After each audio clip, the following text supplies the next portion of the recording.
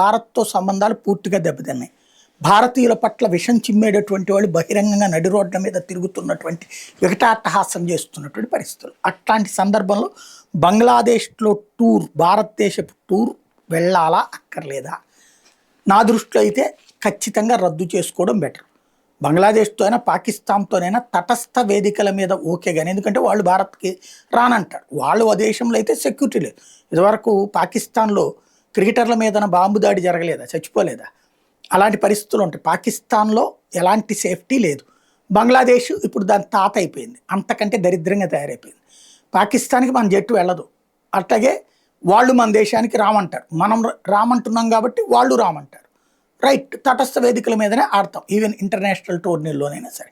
ఇప్పుడు బంగ్లాదేశ్ పరిస్థితి అదే అవుతుందా? బీసీసీఐ అయితే కేంద్ర ప్రభుత్వాన్ని అడిగింది పర్మిషను, వెళ్ళమంటారా వద్దా అన్నటువంటి.